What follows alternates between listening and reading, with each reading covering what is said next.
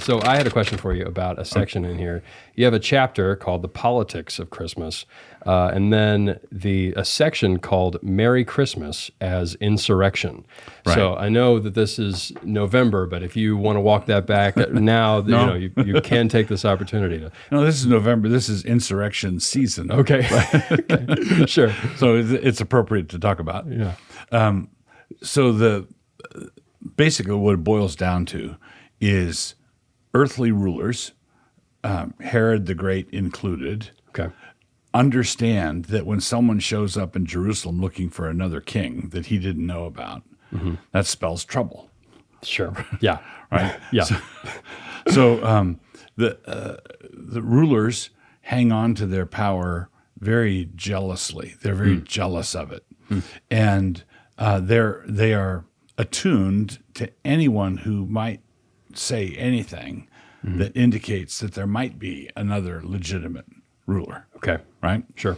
And big sections of the Christian church have been domesticated on this, where they've relegated the monarchy of Christ or the kingship of Christ to some place in the 17th dimension after we die. Okay. Yeah. But the New Testament says that he's the King of Kings. He's the Lord of Lords. Ask of me, and I will make the nations your inheritance, the ends of the earth your possession.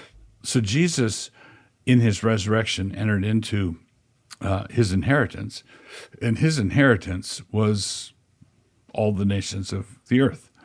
So in the Great Commission, he tells his disciples, and he prefaces it with, all authority in heaven and on earth has been given to me. Therefore, go disciple the nations. So I think a lot of Christians are being disobedient in their evangelism because they go to disciple the nations. But you're not supposed to go disciple the nations. You're supposed to therefore go. Okay. Yeah. Absolutely. Okay? Right. Because what happens is most conservative evangelical Christians, when they evangelize, are acting like they are volunteers on a presidential campaign, trying to get Jesus elected. Okay. Right. We go door to door. This is a democracy. If we get enough people to sign the petition or join our forces, we might be able to pull this thing together and get Jesus into a position of authority and power. Right. But he's not running for president. He is the king. Sure.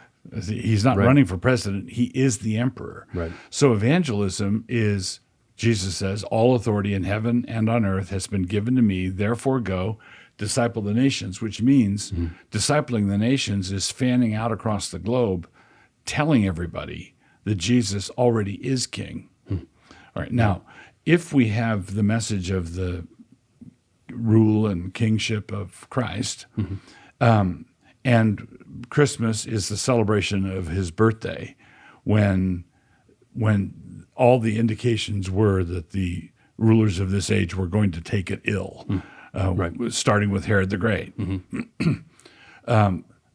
We should understand that when we say Merry Christmas, when we put up Christmas lights, when we buy presents for one another, we are celebrating one of the most politically potent things that ever happened in the history of the world. And the rulers of this age didn't like it, have never liked it. And that's why Psalm 2 tells the rulers to kiss the Son lest he be angry. Sure.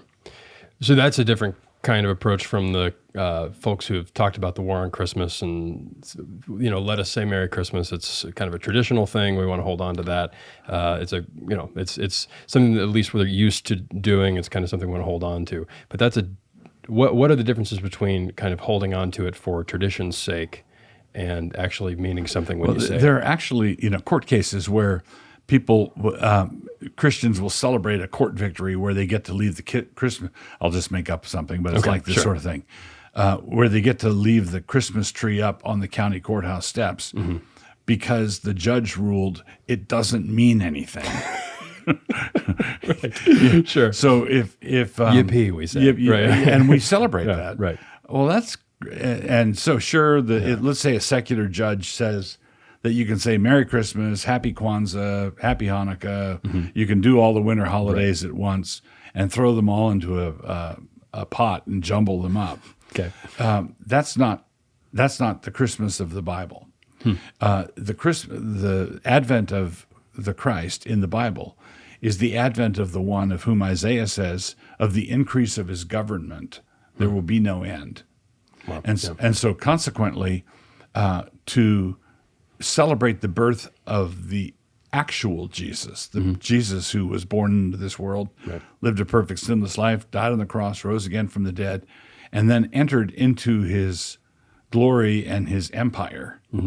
That's what we're celebrating. Sure. We're celebrating, and if Jesus is Lord in that sense, then Caesar isn't in the sense that Caesar wants to be. Right.